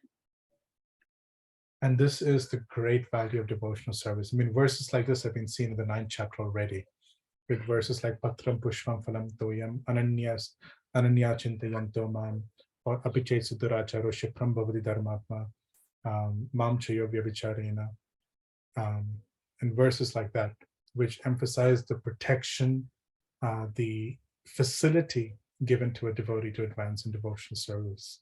And Krishna is saying here that a devotee just has to focus on me. And this was the point, I think, was it Tarun Prabhu who made this earlier? That devotees, they are completely taken care of by Krishna. Yogi has to struggle on their own strength. Of course, everybody's strength comes from Krishna, but here Krishna personally gets involved. The devotee, even if he's struggling with his senses like anything, if he just holds on to Krishna's lotus feet, if he just holds on to the Guru's lotus feet, the Vaishnava's feet, you will find devotees of this sincerity. They will come and they will cry in front of you. They will say, I am really struggling. I'm a new mother. I'm trying to chant. I'm not able to chant my rounds properly. I've not read Srimad Bhagavatam. I don't know the scriptures very well at all. They will say that I don't necessarily even have the intelligence to understand the scriptures, or I don't have a lot of energy. I've become old. I can't do very much. But please, just whatever I can do, whatever I can, I really want to serve. I know that there's a huge part of my life which is a mess, but I really want to serve, and I just want to serve. I don't want anything else in my life. There are certain things I'm not able to fix, but I just want to serve. A devotee like this, Krishna personally comes in and picks them up from this ocean of birth and death. The pure devotee is personally protected by Krishna coming on Garuda or in another way. And he will personally take care of these devotees. So this is the first section of the 12th chapter, and it establishes the superiority of pure devotional service. Krishna has been very emphatic. The pure devotee is transcendental. The other kind of practitioner is not. The pure devotee is personally protected by me. The other devotee struggles on their own. These are the two clear distinctions that have been made by the Lord, and they establish the superiority of pure devotee. Now, this is the second section of the 12th chapter, verses 8 through to 12. What is important to understand in this section is that each and every one of us needs to understand that pure devotional service, it has a beginning and it has many stages up through to perfection and even beyond that. Our life is meant for an intimate connection with the Lord. And where we are now, we can't just jump up to perfection. We need to find a level where we can consistently practice. If somebody, like, one day they're enthusiastic, they're in the temple, they're serving very wonderfully, and then 10 days they're just completely doing something else. That is not an ideal way to advance. One has to find a level that one can consistently practice at. And Krishna is going to describe different levels of bhakti. So the first verse, text number 8, this is a very famous verse. In fact, when Yamunacharya, as a king, Alavandar, he was immersed in stately duties and he had forgotten devotional service to the Lord. Sri Ram Mishra, his spiritual master, was reciting the Bhagavad-gītā, and when he came to this verse, Mayeva Mana Adatsva, Yamunacharya completely collapsed. He said, I just want to serve Mukunda. I just want to serve Yadava. I just want to serve Krishna. I can't bear not serving him anymore. This was the verse that really inspired him to that kind of ecstasy. Here's the verse. Mayeva mana adatsva mayi buddhim niveshaya nivashishyasi mayeva ata urdvam na samshayaha. Can someone read the translation? Just fix your mind upon me, the Supreme Personality of Godhead, and engage all your intelligence in me. Thus you will live in me always, without a doubt. I'm going to read all of these verses from 10 through to 11. 12 I will discuss at the end, and I will integrate the discussion of these verses together. Ata chittam samadatum na sakshnosi mayi stiram abhyasa yogena tato mamichaptum dhananjaya. Translation, someone? My dear Arjuna, O winner of wealth, if you cannot fix your mind upon me without deviation, then follow the regulative principles of Bhakti Yoga. In this way, develop a desire to attain me. Abhyasepi asamartosi mat karma paramo bhava mad artam api karmani kurvan siddhim avapsyasi. Translation. If you cannot practice the regulations of Bhakti Yoga, then just try to work for me, because by working for me, you will come to the perfect stage. Thank you. Ateitad api asaktosi kartum madyogamashrita sarva karma phalatyagam tata kuru yatatmavan. Translation. If, however, you are unable to work in this consciousness of me, then try to act giving up all results of your work and try to be self-situated. So you can see that in these verses, there are levels of devotional service being described from a very high level. And Krishna is saying, if you can't do this, then do this. If you can't do this, then do this, etc. I will now describe these levels. In text number 8, this typically, mai eva mana adatsva, keep your mind fixed upon me. This practice is at the stage of bhava bhakti, where one's mind, where one is chanting Krishna's names, one is continually absorbed in thinking of Krishna's name, form, qualities, and pastimes.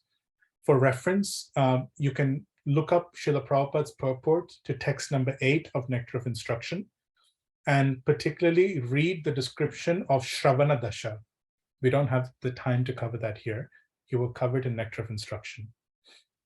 But Mayeva Mana Adatsva is a state where you are chanting with your tongue and you're remembering Krishna's name. The names themselves at that stage begin to reveal Krishna's name, form, qualities, and pastimes in the devotee's consciousness, which is completely purified and protected by the internal energy of the Lord.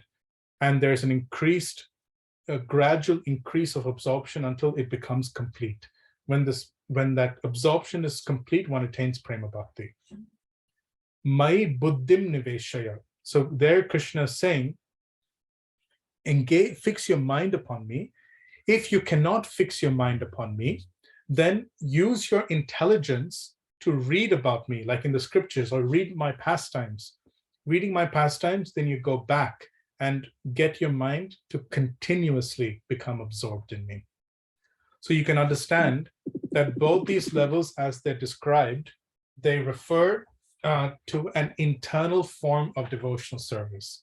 Here, the external senses are not directly engaged in service, but within one's internal worship of Krishna. This is internal worship of Krishna. One is trying increasingly to fix one's mind on Krishna, sometimes using the intelligence, sometimes using the mind. The mai buddhim niveshaya, you might see at the stage of asakti, where one is not yet able to continuously, every second, remember Krishna. Nivashisyasi mayeva ata urdvam na samshaya. When you are practicing in this way, then you are with me, you will be with me. You are actually experiencing this. It's not a fantasy, it's not delusion. You will actually be with me. When you're chanting Krishna's names and you're remembering Krishna in this way, you are directly associating with Krishna. Text number 9 says, Ata chittam samadatum. If this kind of continuous remembrance is not possible, na sakshnosi mai stiram. It is not steady or constant. And even after reading the scriptures, this internal mood of trying to get the mind absorbed in Krishna is not possible. Abhyasa yogena tato. You make this a practice. So in periods of time, for example, you push yourself to try and remember Krishna. Okay, it fails, doesn't matter. You try it again. The point is that this is usually in the level of spontaneous devotional service, where you are trying to increase your absorption with your mind and intelligence in the Lord. Now, Srila Prabhupada speaks in this purport of practice through regulative principles. This practice of regulative principles applies actually to verse number 10, and I'll explain why. In text number 10, Krishna says, if this practice with one's mind intelligence or through just really desiring this, mam ichaptam dhananjaya, you have to really crave for this kind of mental absorption. Only by hankering for this kind of level of mental absorption can you get there. That's in text number 9. In text number 10, Krishna says, Abhyasepi arsamartosi, if this practice is also beyond you. And this verse applies to most of us at our level, because we do not remember Krishna all the time. Even if we try, our mind will just go to matter. See, at the stage of asakti, it is stated that even if one is thinking about something else, one's mind goes to Krishna automatically. One cannot trace how and when it happens, it goes to Krishna. For us, we are thinking about Krishna, we don't know how and when, the mind just goes away back to matter.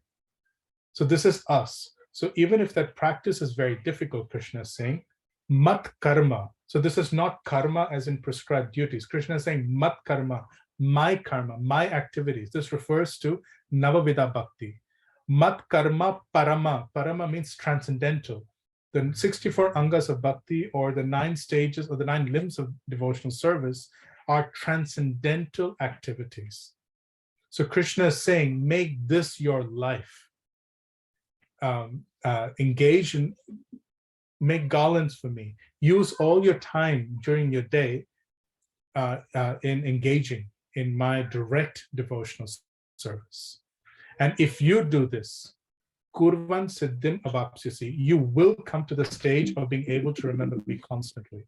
This you will study more in the Nectar of Devotion, where it is stated that the purpose of Vaidhi Sadhana Bhakti is to always remember Krishna and never forget him. Smartavya satatam Vishnu vishmartavyo no jatache sarva vidhi nishedasyor etayor eva kinkara. That is what is indicated in this verse. In text number 11, what is stated is, if even this engagement in pure devotional service is very difficult, then you can engage in prescribed duties. Okay, your life cannot be about the 64 angas of bhakti because you don't have that faith. You've not met pure devotees. You can't envision your life as just being filled with the 64 angas of bhakti. So then Krishna is saying, because for practitioners like us who have been given the faith in pure bhakti, even if we are working, that's not a problem. We still see our work as being connected to facilitating the angas of bhakti. So for devotees, text number 10 is the emphasis. But for people who don't have that faith in pure bhakti because they've never been touched by a pure devotee, they need to practice nishkama karma yoga. That's the next best thing Krishna is saying. So Krishna is saying, practice a deep internal type of devotional service, If you can't do that, try. If you can't do that, engage in Vaidhi Sadhana Bhakti, make the 64 Angas your life. Even if you're working outside, make it your life, make it your single focus in your life. If you can't do that, engage in Nishkama Karma Yoga. Because at least you will be able to be detached, or you will be able to give up your the reactions to this material world. And text number 12 describes the reason for this gradation. It says, Shreyo hi jnanam abhyasat jnanat jnanam vishishyate dhyanat karma phalatyagas tyagat shantir hanantaram. Someone like to read the translation?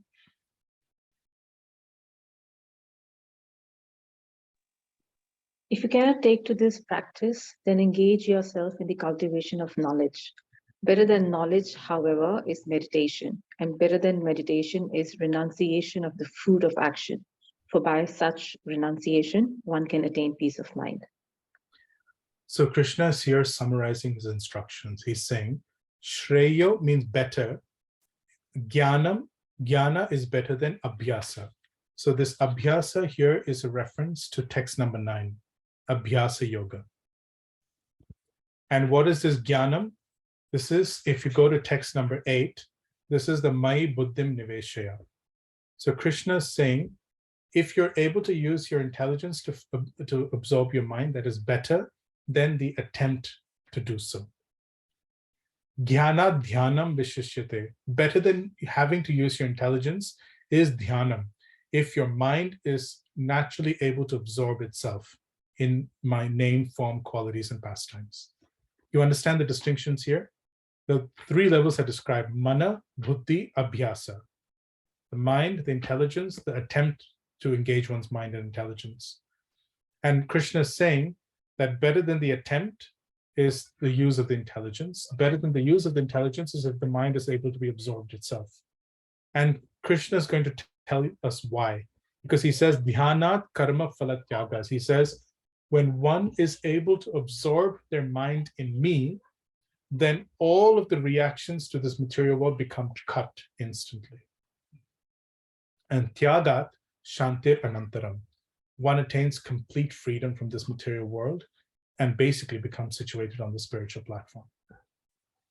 Remembrance of Krishna is the only way by which one, or absorption and remembrance of Krishna is the only way by which one actually becomes liberated.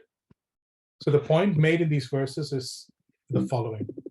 The first lesson to take away is that the goal of all of our devotional practice is absorption in Krishna.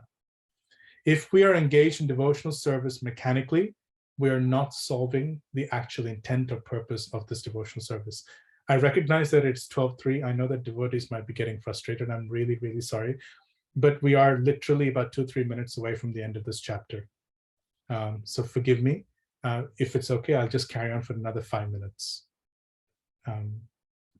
So the first point is that the whole point of our devotional service is to become completely absorbed in, to completely fall in love with Krishna.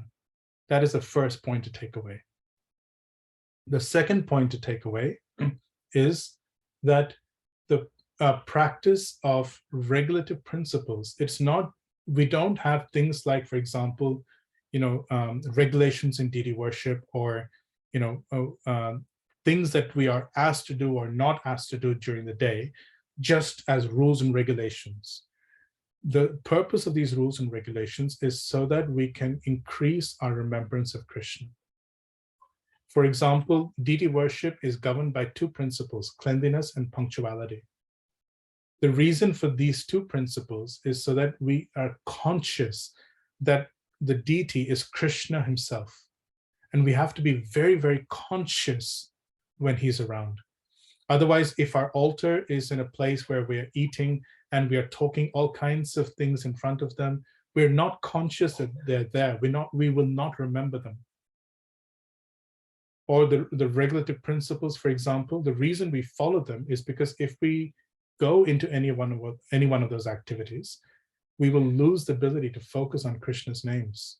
We will lose the ability to chant without offenses. Our consciousness becomes more individualized. more selfish, more distracted, more just out of loop. And so the purpose of these rules and regulations is to actually increase in a small way our remembrance of Krishna throughout the day, and especially to become completely absorbed in Krishna at the end.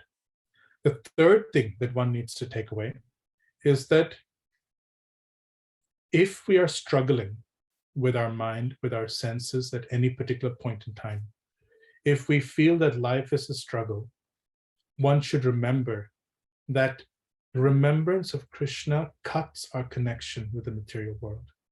If somehow or the other, in times of difficulty, we are able to pick up our beads, just chant, or without beads, just sing Hare Krishna, take shelter of devotional service, remember the beautiful form of Radha Gopinath, you will be surprised at how much relief one gets from the pangs of this world, or from the difficulties that one experiences.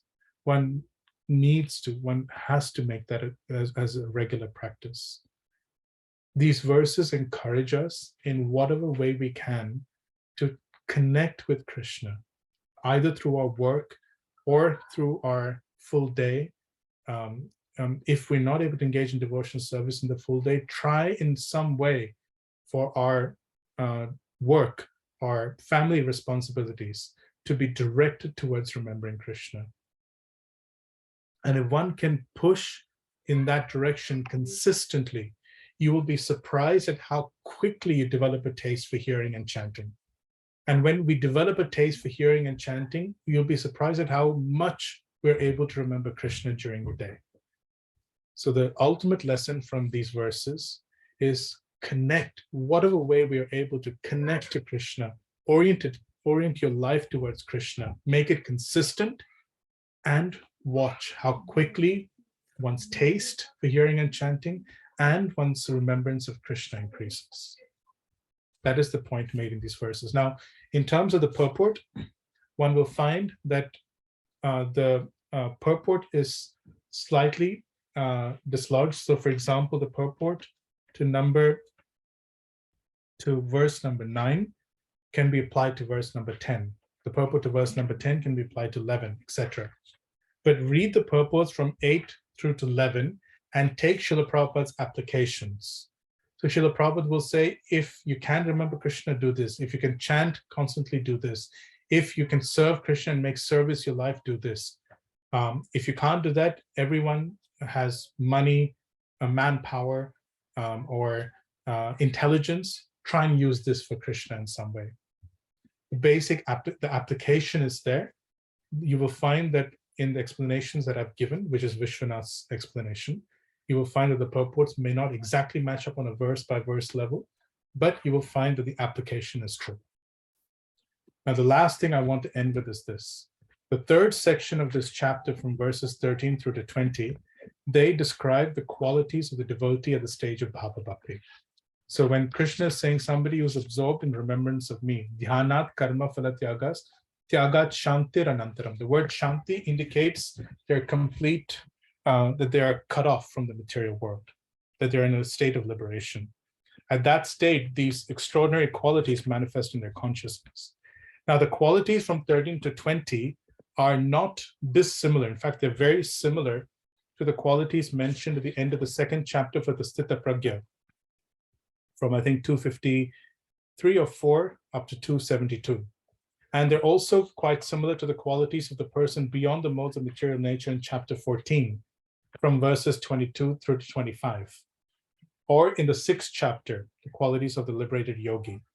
So the real question really that has to be asked, and it's really the only question that needs to be asked of those verses at the end of the 12th chapter is, when we think of a devotee, we think of their compassion, their attachment, their ecstasy, right? We don't think in terms of their detachment from matter, their ability to to see things equally. We don't think in those terms. So the question has to be asked, why is Krishna describing a devotee in those terms? For a few reasons. Number one, it has to be established that a devotee is a transcendental practitioner. The point of reference when we're dealing with the Bhagavad-gītā is the material world and detachment from the material world. You understand? So therefore, when we're describing the power of devotional service, even though it is a side benefit, what is described is how a devotee, by the simple practice of bhakti and by Krishna's direct intervention, automatically transcends this material world and develops qualities that liberated souls after many, many thousands of lifetimes attain. The devotee gets this very quickly. The second point that one has to understand with these verses is that not all of these internal qualities of a devotee are necessarily easily discerned. Like, for example, how do I tell how much ecstasy I'm feeling when I'm chanting Krishna's names? I can't tell that for anybody else. But by their attitude towards situations in life, by their attitude in dealing with the material world, you understand that this person actually has a very deep internal shelter, and they're able to respond in certain situations in a very wonderful way. And that's why these qualities are described as if one is talking about a liberated soul. The third thing you will notice with these qualities, and this is the final point I promise, is that these qualities make a devotee very dear to Krishna. You don't see with the Sita Pragya section or the Yogi section that Krishna says that this practitioner is, very dear to me. There are occasional verses, like in the 6th chapter, but here Krishna, at the end of every verse, he says, a devotee with these qualities is dear to me. The devotee with these qualities is dear to me. The devotee with these qualities is dear to me. And then at the end, he says, a devotee with these qualities is very, very dear to me. Because these qualities come from a devotee's natural affection for Krishna. They're a manifestation of his bhakti. And so these qualities are an indication of the depth of his devotional service. And such a devotee is very pleasing to Krishna. So one should read these qualities and appreciate the qualities of an exalted Vaishnava, how so quickly they transcend the qualities of a yogi, and how they manifest even the qualities that other liberated practitioners have with the greatest of ease. And overall, by describing the transcendental nature of bhakti, by describing the direct intervention that Krishna places in the life of a devotee, by describing the simple fact of absorption in Krishna, cutting off everything in the material world, by describing the qualities of such a practitioner that he attains after just hearing and chanting about Krishna and becoming absorbed in Krishna, which the yogis strive with great difficulty to attain. By describing these things, Krishna comprehensively describes the power, the position, and the exalted nature of a pure devotee and of pure devotional service. For these reasons, this chapter is called Bhakti Yoga. That was really all that I had to say. If the Vaishnavas need to go, please carry on. If the Vaishnavas want to stay on and ask questions, I can stay on. But Grantaraj Srimad Bhagavad-gītā ki Jai, Srila Prabhupada ki Jai, Jai Nitai Gaur Premanande. Hari Bol. Thank you, Prabhuji. Thank you, Prabhu. Thank you, Prabhu. Thank you. Hare Krishna. Hare Krishna. Thank you. Thank you, Hare Krishna. Prabhuji. Thank you, Prabhuji. Panchakalpatarubhyascha. Krishna